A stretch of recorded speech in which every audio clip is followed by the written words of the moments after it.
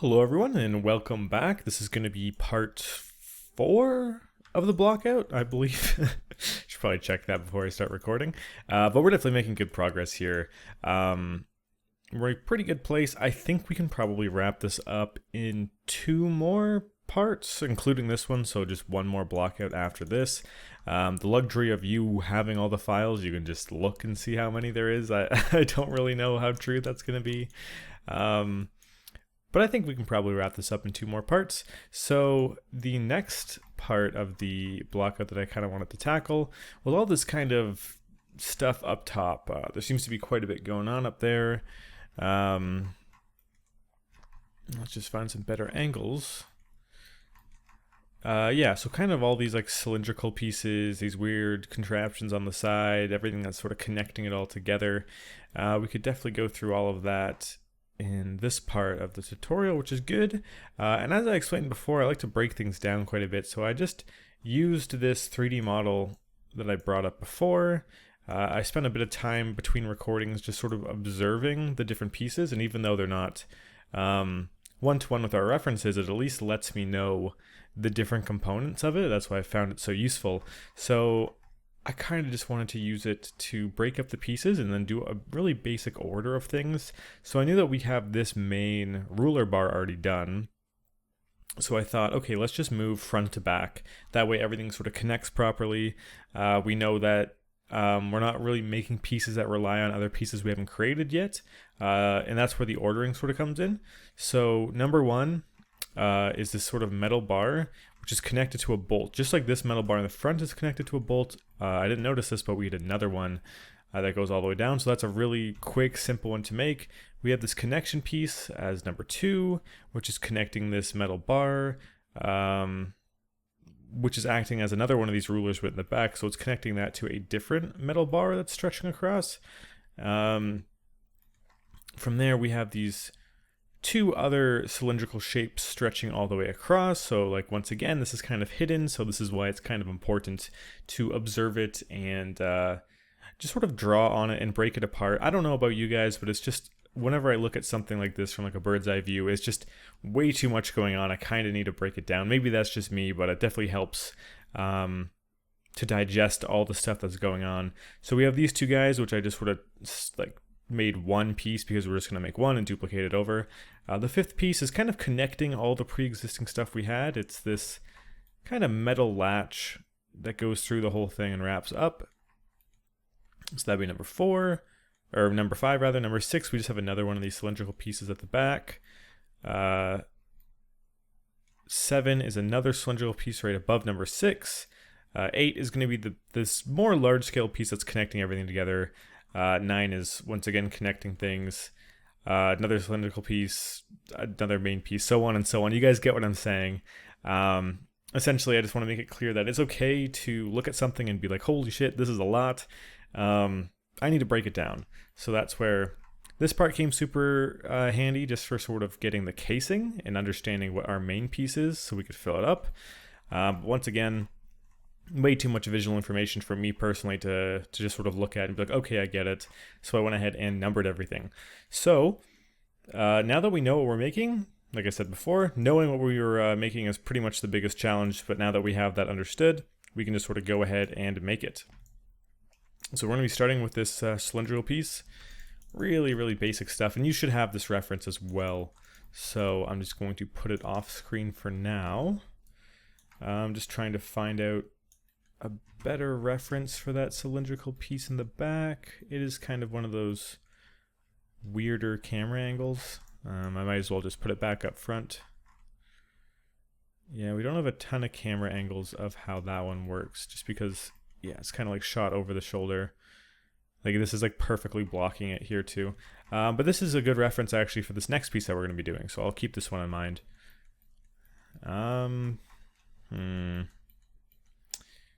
I don't want to always completely rely on that 3D model that we found online, just because I know it's not 100% accurate. So it's safe to assume that since it's being bolted into the side here through these guys, that this is going to be the same size as this one. And even looking at this now after taking a break from it, I I kind of want to scale this up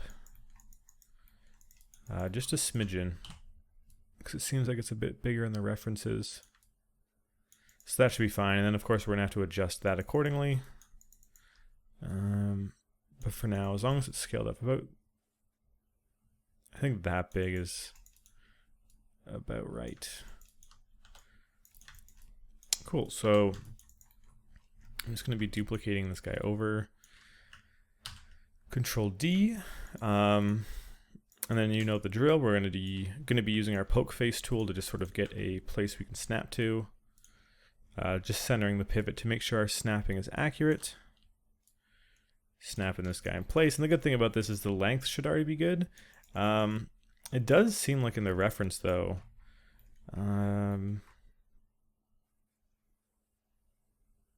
I believe that would be yeah, this is the front one and this is the back one. The back one, from the images I have seen and the model I was looking at, doesn't have any of those weird washers or changes in silhouette.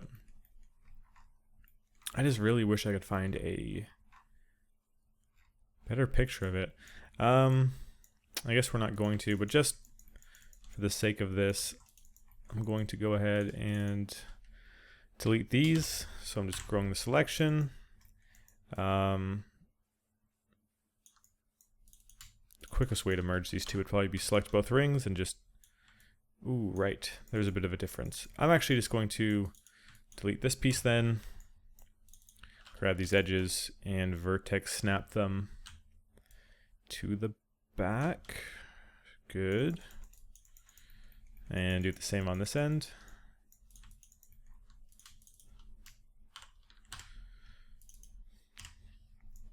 Get this edge loop. Vertex snap it back. Cool. Let's see. Okay, so we got that one done. Good. This second part is going to be the connector. I might actually want to go ahead and make this metal bar piece that's going across first, just so that way we have a proper measurement for this middle piece, because it seems to be kind of slotted in between the two. So let's go ahead and do that. This one seems interesting because if you look at the reference,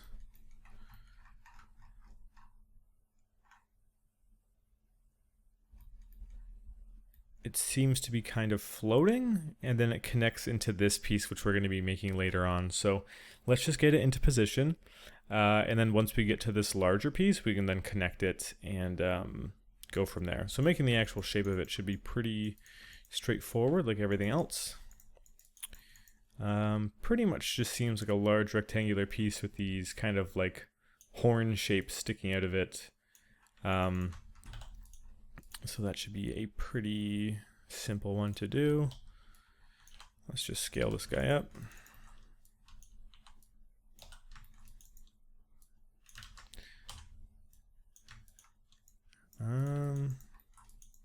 As far as length goes, it definitely seems to be going a little bit past this.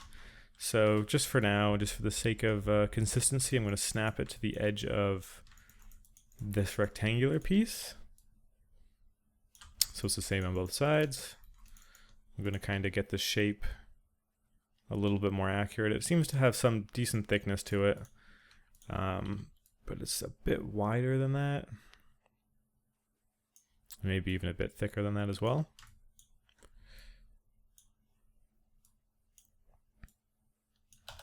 Okay, cool. Let's roughly get this into shape, or into place now. It seems to be kind of level with like maybe like 2 o'clock on the bolt. So let's keep it at about there. And then it has a piece that sort of comes down like a 7, and there's some curvature to that as well. So I'm just trying to make sure, based on this reference, that I'm getting it correct. Yep, so it seems to come down a bit and curve in and then extrude out again. Pretty easy shape to make. So let's go ahead and do that. Control-Shift-X, so we get our cut tool. You should know the drill. Holding Control to get that out. I'm also going to be cutting directly in the middle so that we can get an even cut on both sides when I bevel it.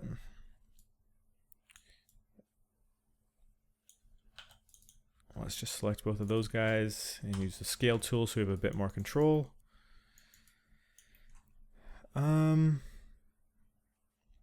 Actually, this is another one of those things where it's like in the reference, it seems like it's almost level with this part here. So for now, I'm just going to snap it there on both sides. And to be honest, I might as well just cut this in half and mirror it when I'm done. So I'm going to go ahead and do just that.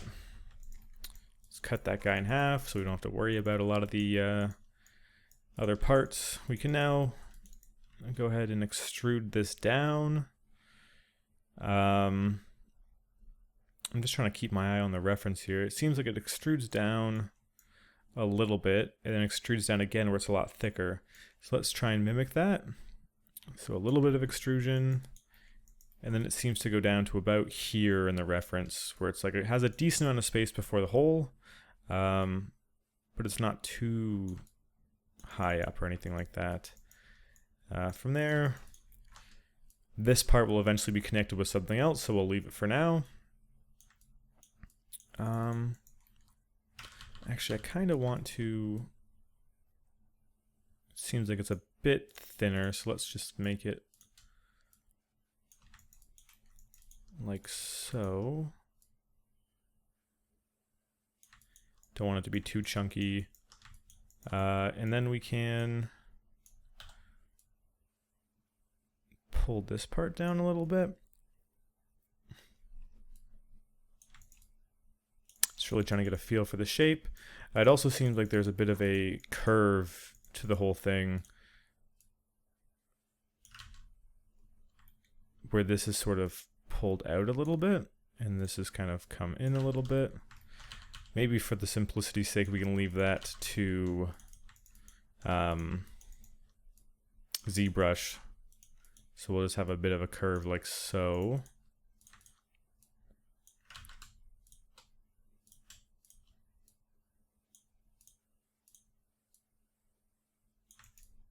Just like that. Okay. And looking at it, I think this might actually be a bit too thick, having it sort of level. Mostly because this is actually extending past this wall, and we have this side level with it. So we should probably accommodate by scaling that in just a little bit.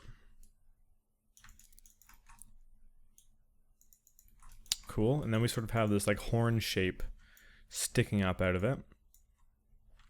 Should be pretty easy. I think it would be easier to work with if we clean this up a little bit. So let's go ahead and do that. Nothing new here. Essentially, since we did all these extrusions, we have a lot of these sort of like blocks coming out of blocks, but we can just sort of snap some of these edges where they're not affecting the silhouette back to the closest edge. Can't really do it with this one. So that might be it, except for this guy. Oh, what's going on here?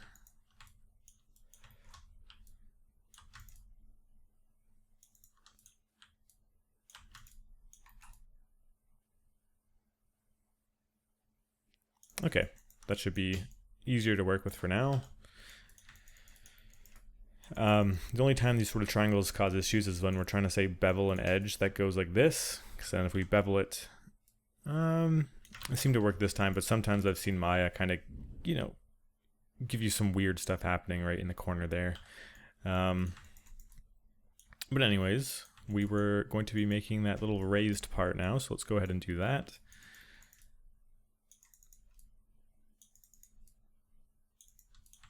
Seems to be not too far off. It's only about like over here roughly. I could even say it's like close in level with this ruler. I do want to cross-reference that though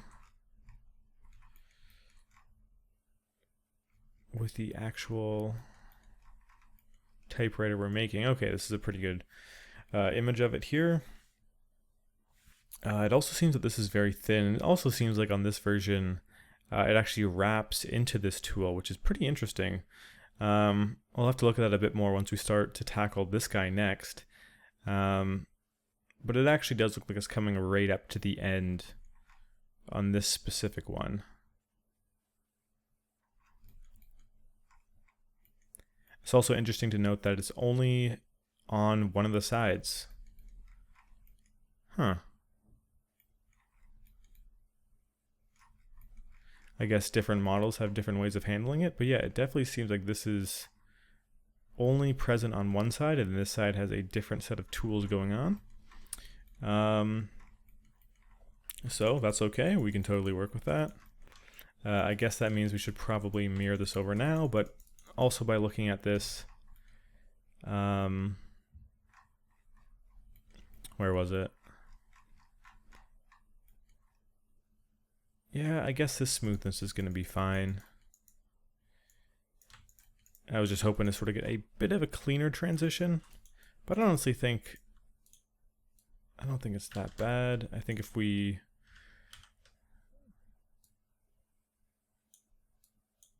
do something like that, like it's fine the way it is, and then even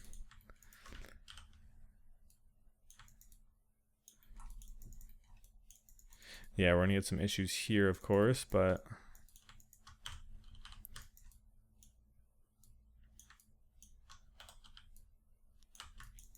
just doing some basic cleanup.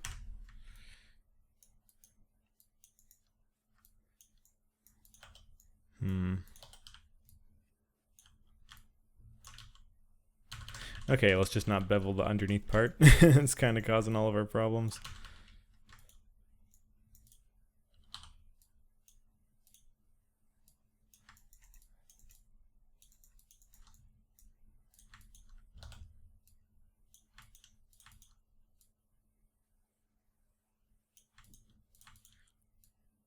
Okay, we got a bit more of a curved shape here, which is good.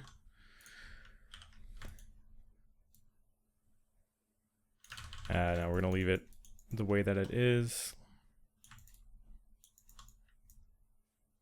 Let's go ahead and merge these verts and these guys.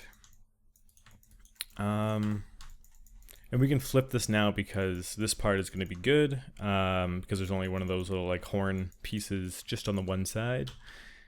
So this takes care of the other side. I'm just putting the pivot in the middle, mirroring over X. It's good on both sides. Can go ahead and merge these guys. Control backspace to get rid of that middle line. And then let's go ahead and add that sort of curved hook piece just to this right hand side here.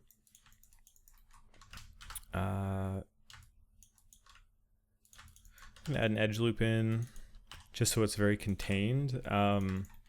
We could essentially make a hook come out and then connect the edges to all the corresponding corners, but if I just put an edge loop here, it's just way more easy to work with, and then we can clean it up later, because I'm not too concerned about the actual polygon layout right now, as long as it looks correct, as long as it's set up for ZBrush properly.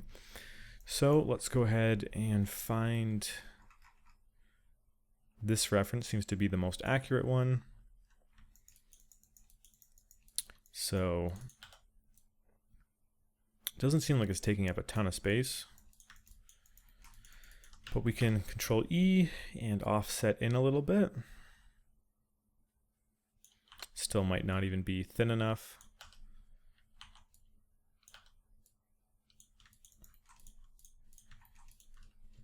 Can extrude up. It tapers off very, very quickly, it seems like.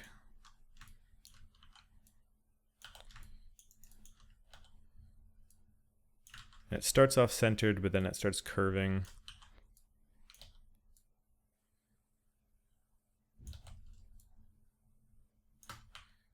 And more or less, I'm going to change the scale tool to component. So it's just based on the orientation of this face. Just make sure it's appropriately scaling up as we go.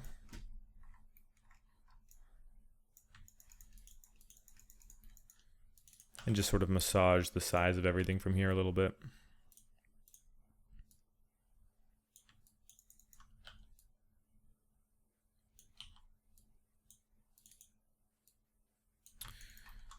Not too much I can really comment on with this. Other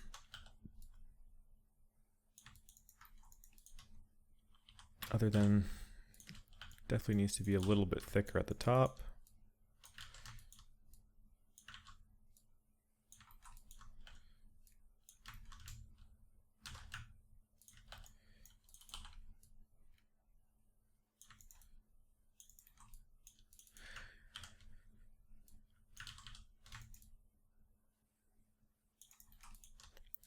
So essentially this looks not the greatest at the moment, but it's one of those things where once we bring it into ZBrush and it starts to smooth it out for us, it'll be doing a much better job.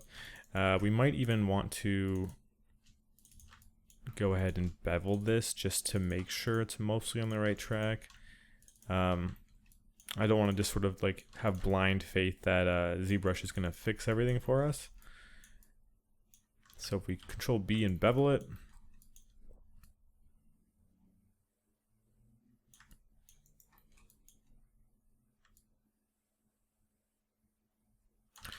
seems like it's mostly there. I think I'm concerned about this top piece not being round.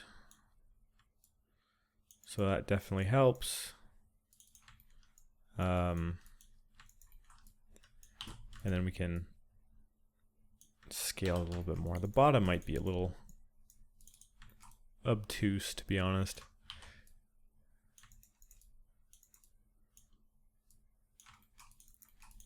And then I want to work a little bit better on this tapering here.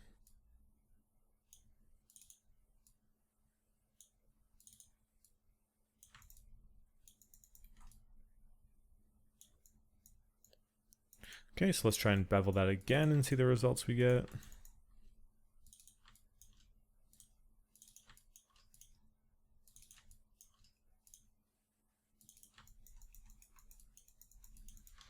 Control B. Just not gonna like it because we have these guys set up. Gonna have to clean that up in a second. It's just a rough view. But yeah, so that pretty much says like when we do smooth it, like this is going to be giving us the shape that we want, which is good. Let's go ahead and clean this up. It's going to select this face, shift right click, merge faces to center. So we've taken care of that part. I do kind of want to just make the curve a little bit more noticeable.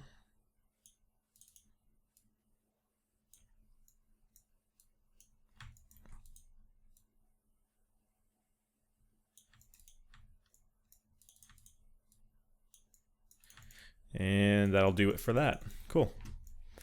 So that's that piece.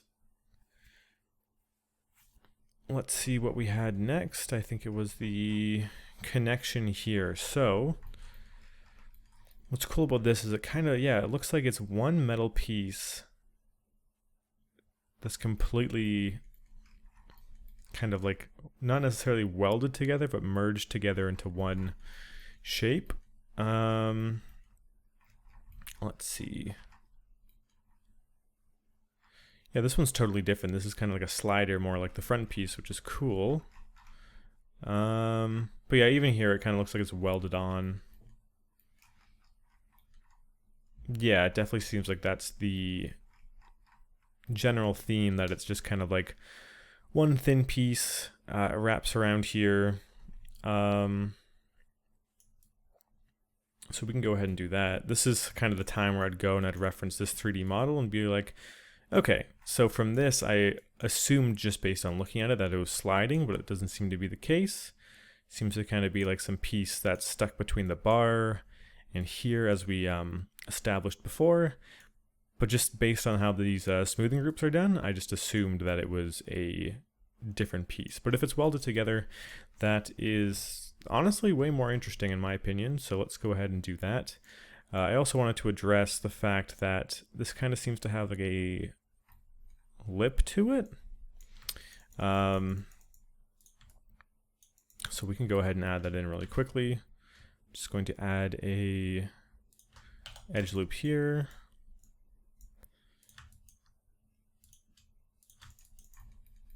Select these faces, and I'm just going to slightly extrude them out, just a little bit.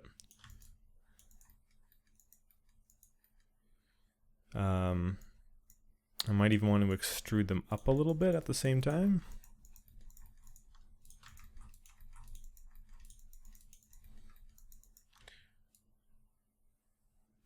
Just so that when it's beveled, it's not going to make that much of a difference, but we're going to see some pretty cool like lipping where it smooths over. But since we're going to be merging this with a different shape, let's go ahead and give that a really quick cleanup. Such a long shape, so it's interesting to work with something like this.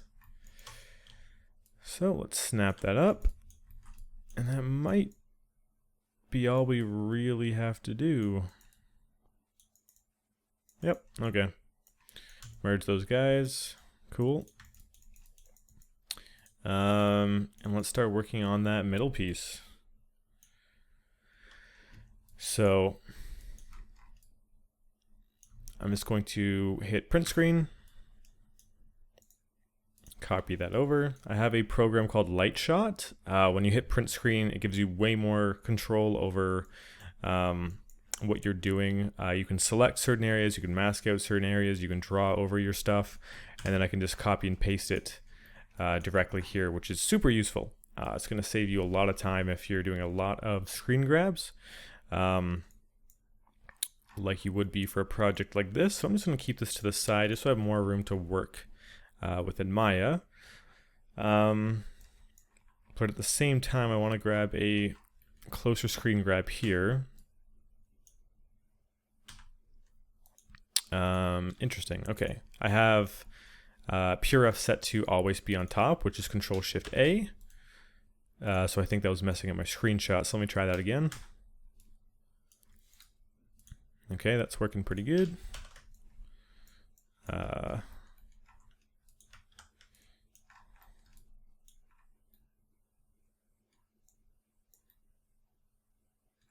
Okay, cool. It seems like there's something inside of there, but I'm going to have to cross-reference to see exactly what's going on.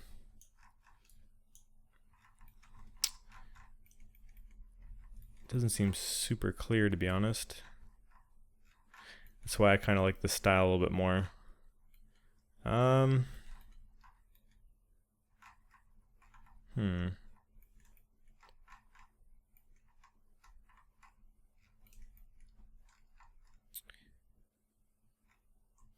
It kind of might just be a small opening. The one that we're doing here kind of seems that it's not as prominent, which like I'm totally cool with. Oh, this is actually a really good shot of it. I'm gonna print screen this again.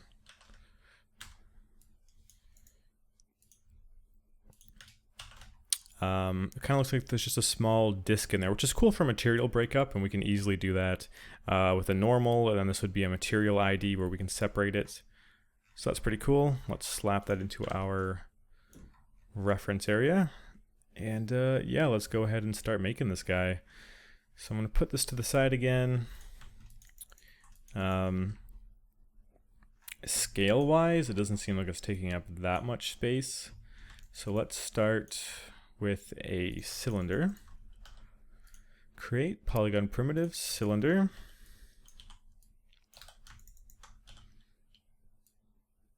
Rotate that guy over. It should be 20 segments by default, I believe. Which I'm just gonna bump it up to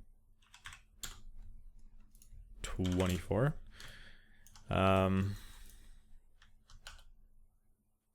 Yeah, okay, that should be fine.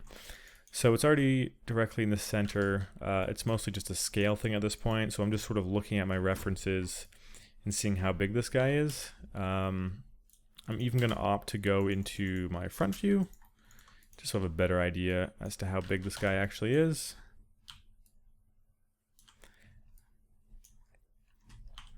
Going to Scale him down.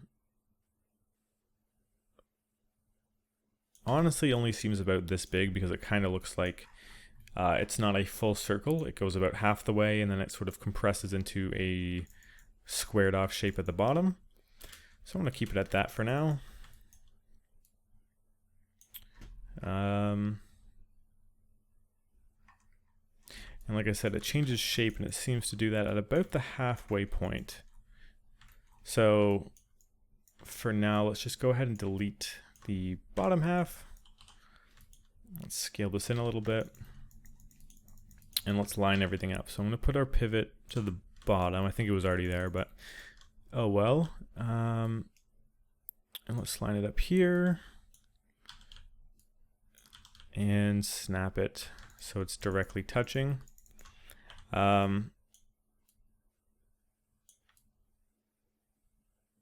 Okay, so what we know about this guy is that he slots into this bar in front of it.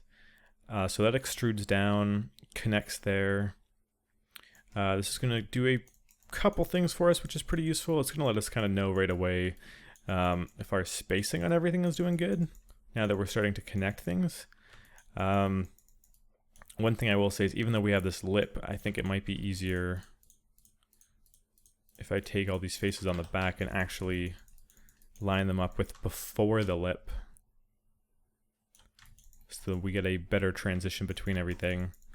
And then this front, these faces here, it seems like there's some decent amount of space between these two, and then at the bottom it sort of levels out a bit more. So let's go ahead and take this bottom, extrude it down.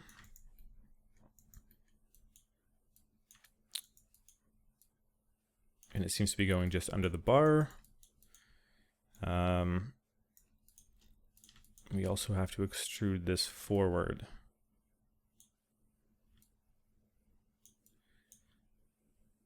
So this is pretty interesting because, like I said, it's kind of giving us our first taste as to if our spacing on things are good. Because now we actually have parts that are interacting with one another. So I'm assuming we're going to have to wiggle some things around. I'm actually going to delete these. So I have a bit more flexibility with how all this works. Because realistically, I only want this bottom part to be connecting about here before it transitions up. I'm also starting to think I could probably lower this. Just something more like that. Just based on how this reference is looking.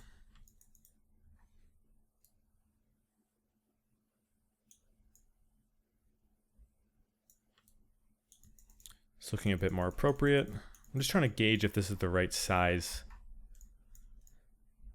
because I'm thinking it might be a tad too big. Let's center our pivot and just scale on these two axes. You can then bring it down so that this part is centered once again.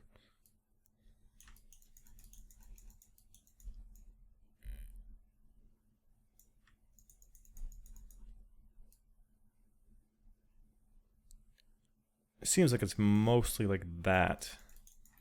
I'm just trying to make sure that this bottom part is the appropriate amount of space.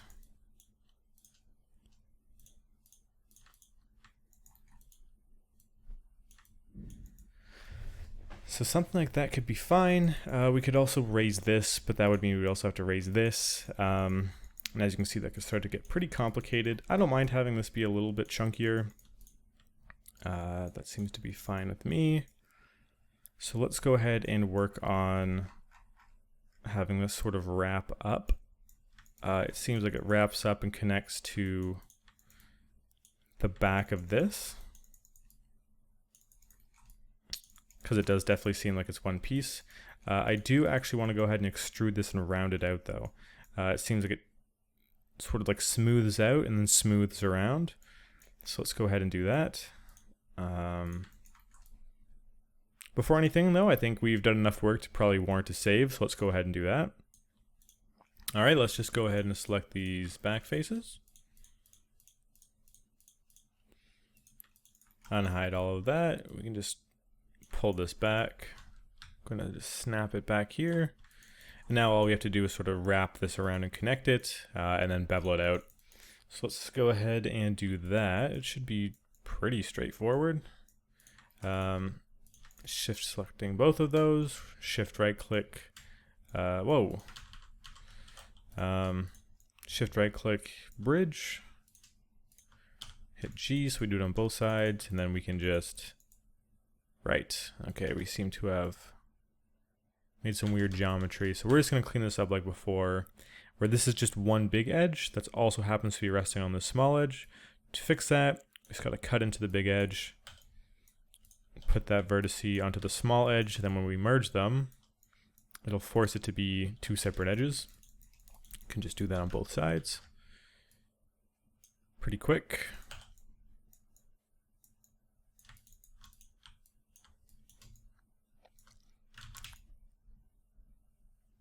Whoa, something's going on. Shift right click merge, merge vertices, okay. Select the holes, shift right click and fill hole. G of course to duplicate last command. So now we have that piece, we just got to round it out.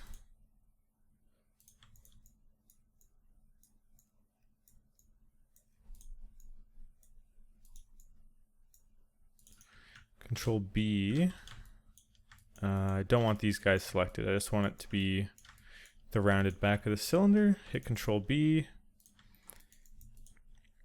Just trying to mimic this shape here.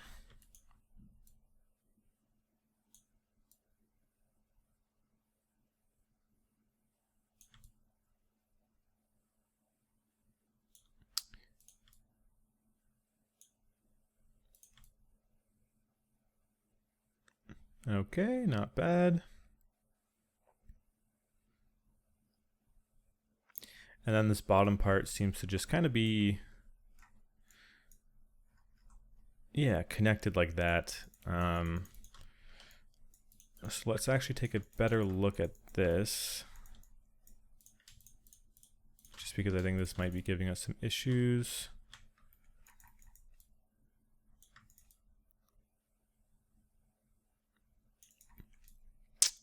Maybe not. I do want to get rid of this middle edge. It's just unnecessary, going to give us some problems.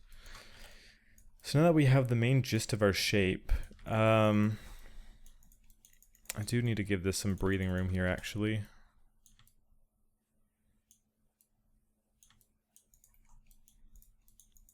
Either that or move this down just a smidgen.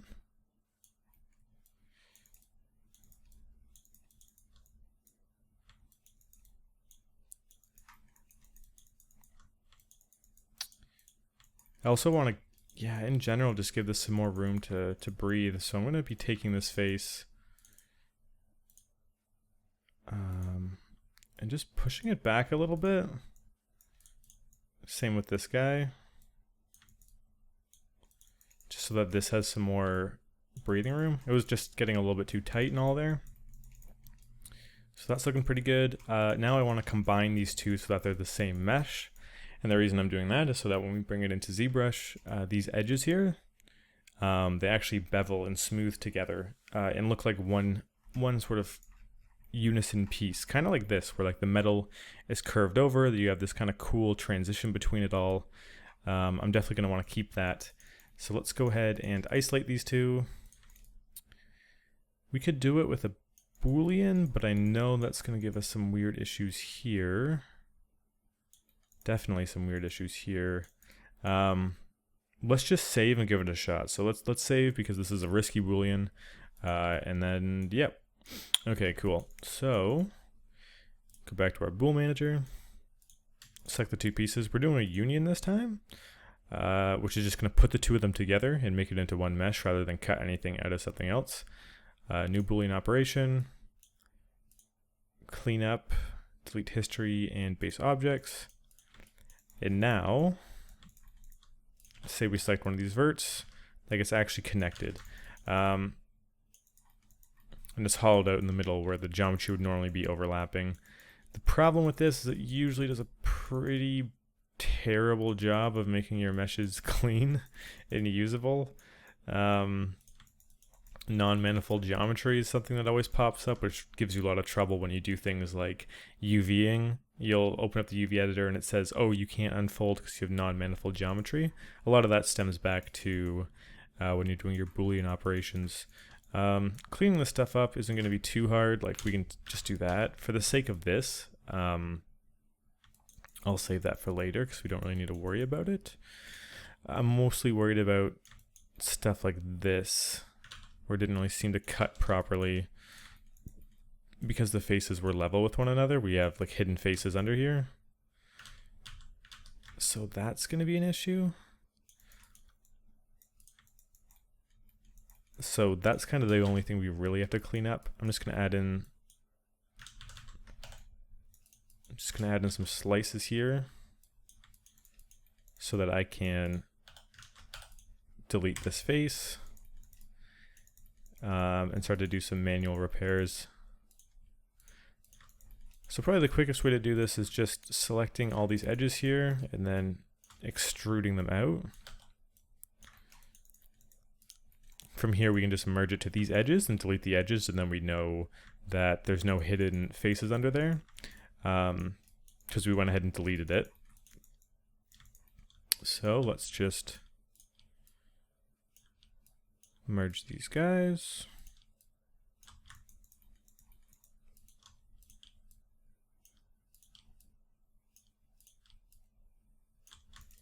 Cool. Do the same on the other side. And it kind of looks like the bottom's fine.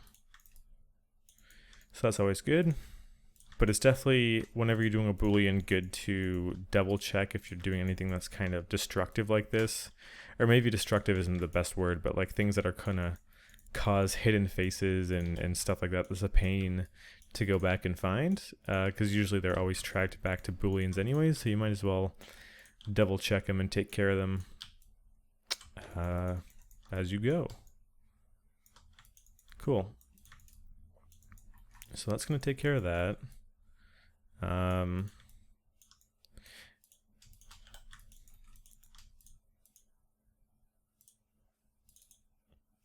We can now even select these and control backface to delete them. And now that we know for certain that these are actually the same face, these are not connected to anything, so we're gonna have to fix that in a second. In fact, because of that, let's actually bring back these edges, and we can just sort of use these edges to fix these guys up. So just selecting the two verts. And it doesn't seem to really want me to connect them. I wonder if I use the cut tool if I can manually do it. Yeah, so that's definitely going to be one way to do it.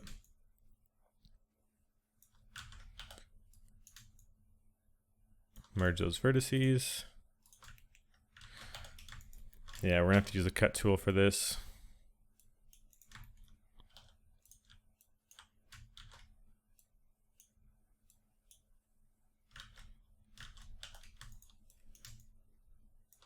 Just not really doing anything new here. I'm just sort of taking the cut tool, running it over this long edge that's overlapping so that I can merge it and make sure that these edges are actually all part of the same thing, because right now they're not.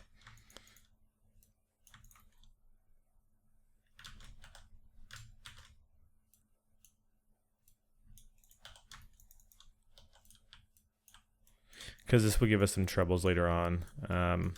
Not so much in ZBrush, but like later on when we're retopologizing everything.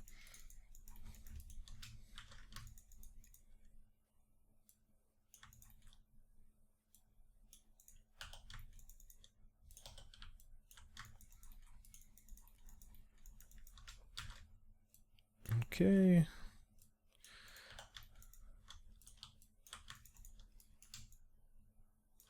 So that's halfway done.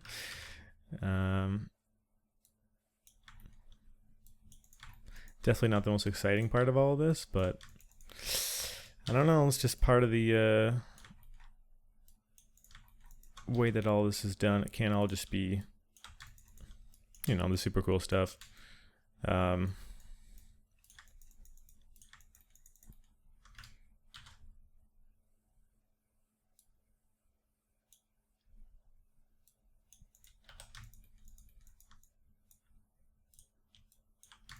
Just gotta manually go through and do all this.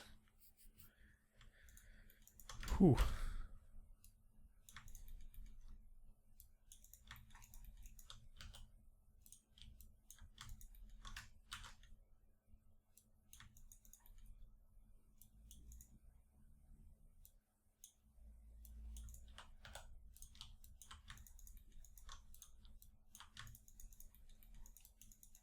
Okay, so that should take care of that. The front should be good though, based on everything I've seen. Yep. The only thing I'm kind of concerned about right now is this part. I'd rather have it just go straight in. So let's have it do just that. Essentially, in order to do that, I just need to snap this vertex to where I want it to be on the x-axis as far as it being straight. Same with the y-axis, and then I can just snap all of these over there accordingly.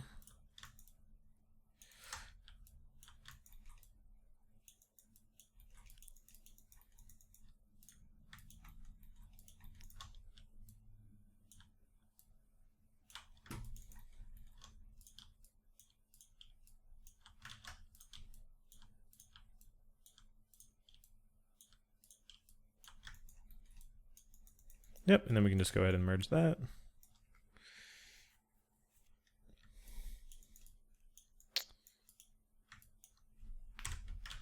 Seem to have some weird shading, but I think that's because we just have to close this off. And then maybe even just do like an auto smooth. Yep, okay, cool. So that's this part. For the most part, it seems that there's like a metal casing on the front. So we can go ahead and address that.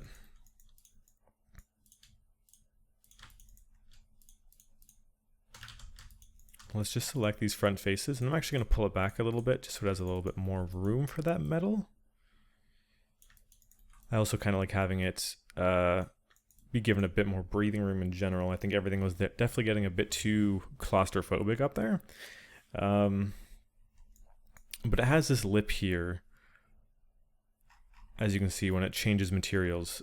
We can create that in ZBrush pretty easily, just because when we smooth things, it's automatically going to chamfer them. I'll actually do a quick little demonstration right now. So let me just create 2 cylinders just as an example, just because it might be a little bit confusing if I don't explain this right now. But let's say we have these 2 cylinders directly on top of each other, and they're representing this black part and this silver part. So even though if I turn wireframe off, they look like they're the exact same, when we bring them into ZBrush and we start to bevel things out a little bit, like let's go ahead and grab both of these and hit Control B, you're going to notice it creates this kind of like crevice in the middle. So it's 2 different things that look the exact same when they're on top of each other in their low poly / blockout mode. When we bevel them, it's going to be much more clear that there's a seam, and it's going to kind of create that sort of rim lip look, which is great. So let's delete that, just so you guys aren't confused as to why I'm setting things up the way that I am. So let's actually select these faces again. Gross selection isn't really the best option on a shape like this anymore. But I even want to pull it back a little bit further. I might even pull it back there actually, so it snaps and overlaps there. But that's going to mean, of course, that we're going to have to merge our vertices.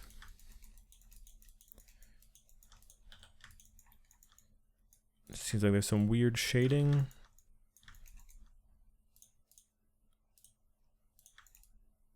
But a auto smooth seems to be taking care of most things for us, which is good. Anyways, just to sort of get that metallic face over top, that's pretty quick and easy. I'm just going to be taking these faces using our good pal in the Smart Mesh tools, the Smart Duplicate Face. Now we have a direct copy of that. I'm going to pull it out a little bit, select the faces, and extrude it out to the thickness of this metal, which doesn't seem to be that thick at all. It's about that much. And then just snap it back here. One thing I really like to do when kind of doing this kind of stuff and setting up, say, like things specifically for ZBrush that don't look very clear inside of Maya, is I just like to assign it a different material. So I'd go and like just paint it red so I can just remember really quickly, oh, this is two different pieces. That's why this guy comes really quickly, or really in handy when I need it quickly, or just want to change the material. I did show you guys before though, if you want to make a material, assign favorite material, Lambert or Blinn or whatever you want to use. And then in the side here, you're gonna have your color settings. But that's just a quick way to do that. Looking at this guy, we definitely have some more stuff to set up here. There was another good image. It was this guy here of what exactly is happening on the inside. So there's definitely a cutout taking place, which should be simple enough. And just because of the cutout, I kind of actually want to pull this out a little bit more. I think the way I'll have it set up is that this whole cutout cuts through this whole thin part, and then behind it, between these two different materials, there's going to be this rounded circular piece. So I just wanted to have enough room for a decent sized cut. So we can leave it like that. To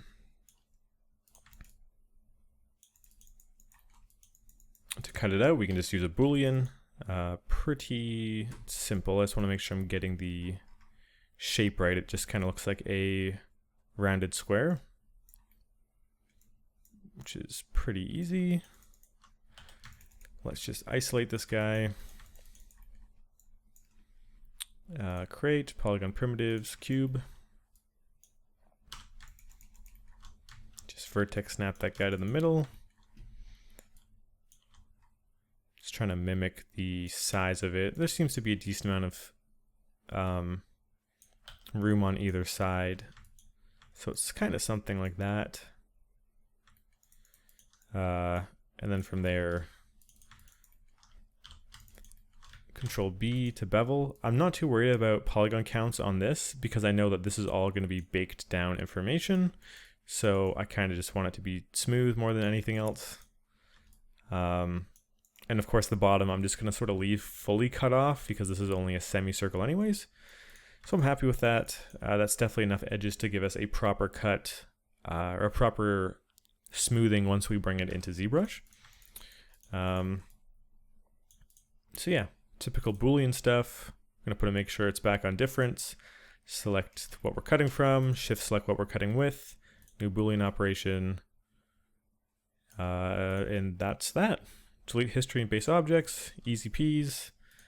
And we got our shape again. I kind of do think it might look like it's a little bit too big. So I'm tempted to just sort of grab these edges. Seems like I selected way more somehow. But just to check, I'm gonna move them. Yeah, I just kind of want to scale it in a little bit. So that's pretty much looking the exact same. We're gonna have to close off these faces though.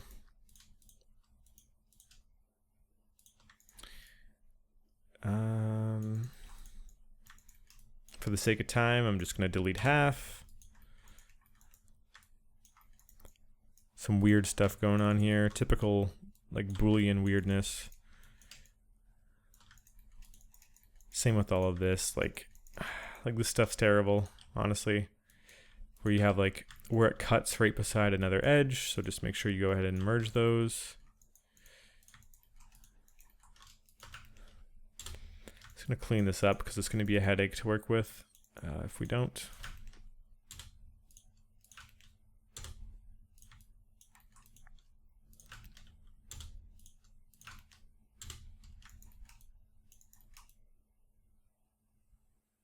These are also all inverted faces that we talked about in our last chapter, so I'm just going to reverse those so it's all red.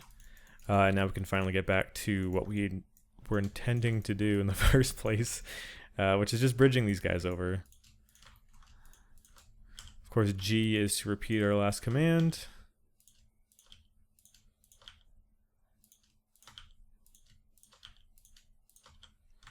Cool. We know we want this to be symmetrical, so we can put our pivot right in the middle. Mirror over X. Merge our verts. I can't remember if I just closed this off or not. No, we're good. Yeah, okay, cool. So we got that piece there. Now we have to address this kind of semicircle in the middle. I mean, that one seems pretty easy to do. It's going to be mostly the material that sort of gives it any information, really. But once again, this is a very similar case to what we were cutting with. This is something that's not actually going to ever be real geometry in the final model because it's such a small detail. It's not affecting the silhouette. We can bake it down to a normal, give it a different color with an ID map. And because of so, I'm not concerned at all with the geometry count on this. So I'm just going to crank it up. It seems our gizmo's kind of off. It's on custom for some reason. Let's set it back to world.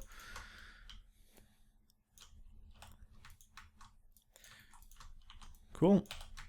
Go back to our channel box so we can open up our polygon settings. Make this like 40 subdivisions.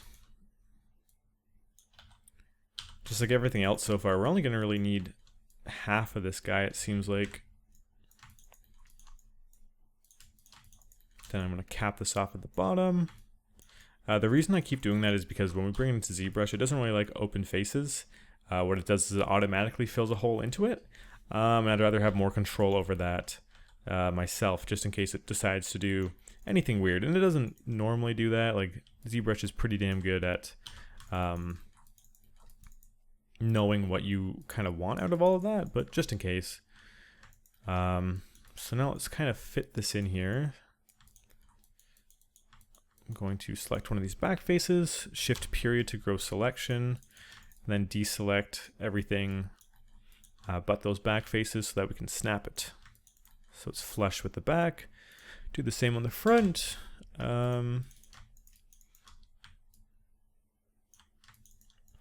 And then from here, what I'm going to want to do is move my gizmo to the center and just kind of scale it like so.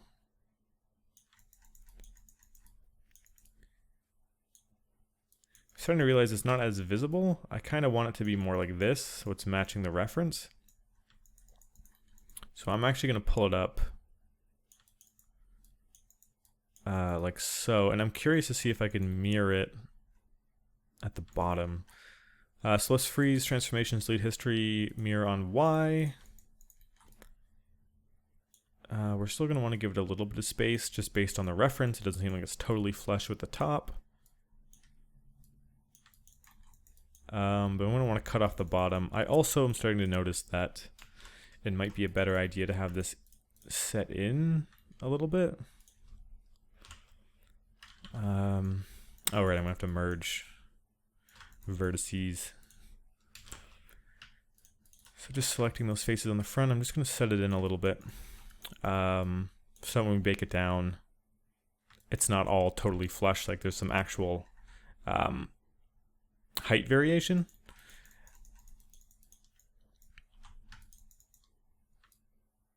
Okay, so that seems to be hugging it pretty good. It's reading the same from a distance. One thing I will say about this red is it kind of seems like it curves up and then goes down a little bit. I know this is mostly the metal that's hooking it off of it, but it kind of even seems like here there's like this kind of shape, and this is just me beveling it.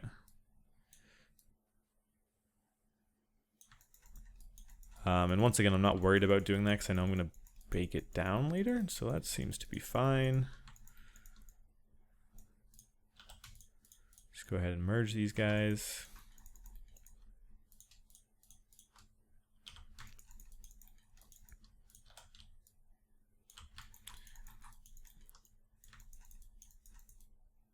Yeah, so that we have like a bit of a tab for this arrow to sort of jut out of and land back on there. Okay, cool. So, right, I'm going to want this to be cut off at the bottom. So I'm going to select these two guys. Actually, I'm going to select them in our front view. Of course, just pressing spacebar to switch between views. And now we can go into our cut tool. And we could do this with a Boolean, but like this is just quicker. I'm just using the cut, clicking and holding shift to slice across. Just trying to get it as level as possible with this line here. And then I can just, of course, grab these faces and just hit delete.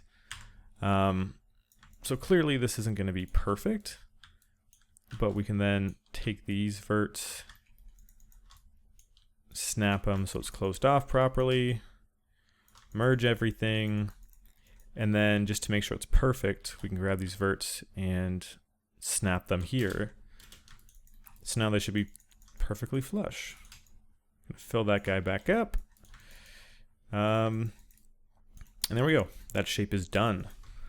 It's also set up in a way where our smoothing is going to work perfectly in ZBrush. This is going to have good bevels around here. We're going to have a nice lip around here. We're going to have a beveled separation between these two different material types.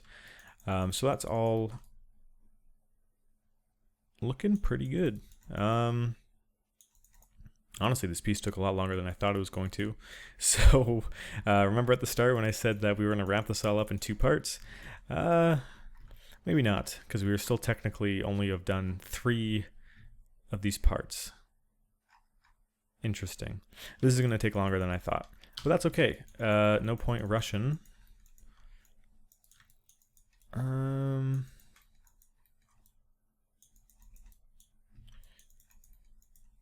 We do have to make this sort of arrow thing sticking out now. Definitely starting to realize that I probably over beveled this. If we kept it as a rectangle, it probably would have been a lot easier to work with. So let's go ahead and undo that. I do like this transition, but I want this bottom to be a rectangle just for us to extrude from, because the beveling is going to take care of itself. I'm just grabbing these edges and lining them up horizontally so that I can just drag them down.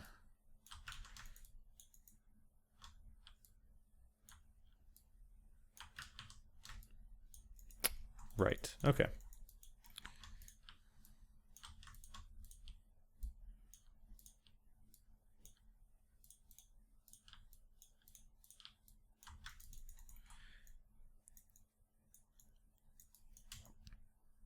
So my logic with what I just did there is now I can take this and snap it over. And now this shape should be a perfect rectangle, which I can extrude from to make this arrow shape. Before, when it was rounded, it was just going to be way too many edges to work with. Like, we don't need to concern ourselves with any of that. And I know we don't really have to clean this up back here, but I hate seeing this kind of geometry. Like, this is not going to make any difference at all. I just have to clean it up. It's a habit of mine. Cool, so now we have this. We can sort of unhide everything and drag it out to make an arrow. I think we should probably save first before anything. Cool, let's go ahead and make this guy. Let's look at our actual reference. It just kind of seems to be a pretty stiff looking arrow shape sticking out. Very, very similar to this down here. So we'll have to make sure when we're actually bringing it into ZBrush that they have the sort of same size and shape language, since they're probably designed to be the exact same. I'm just extruding this out. Excuse me. And extruding it out once again. Rotating. Thickness definitely seems to be like off, so I kind of want to scale this in. I guess we can't really scale in these guys back here.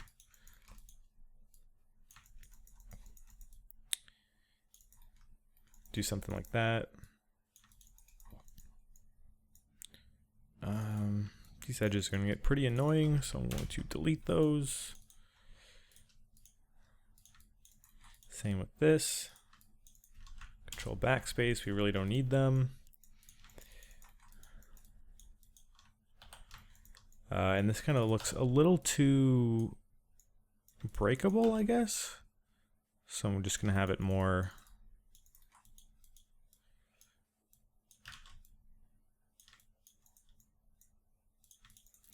like so, and then we already know the technique for the arrow. Drag out a little piece.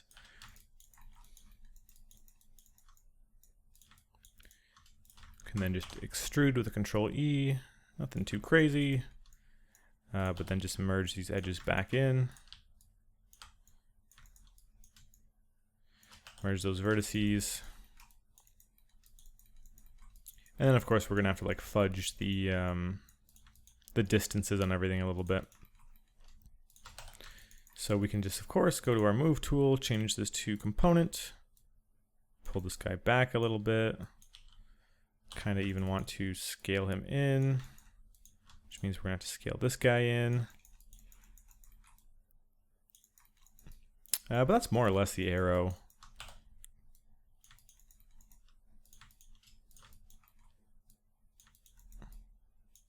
Just have to more or less make sure that the graphics match with it, make sure that the lines are level with this, but like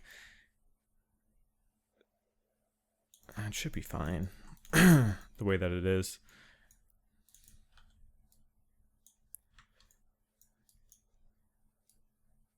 It's just me being kind of a bit of a perfectionist with all this now.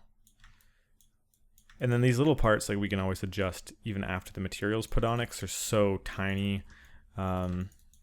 We're not going to see any sort of distortion or anything like that.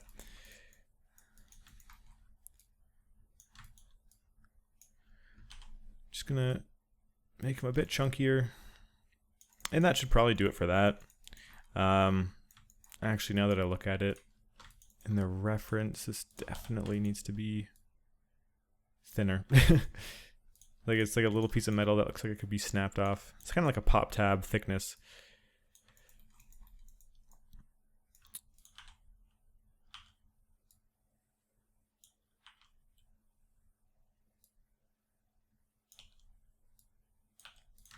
Cool.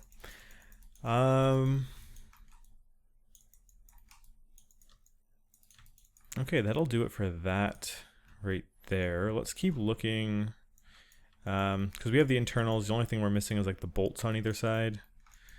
So screw it, might as well just slap in a placeholder on that. I'm going to be using this lovely toolkit. Can't speak highly enough of it.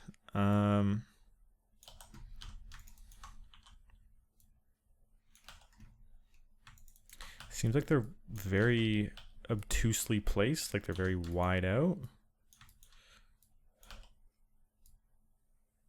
Like so. Move the pivot to the center, freeze transformations, delete history, and flip it on X. And there's that. Cool.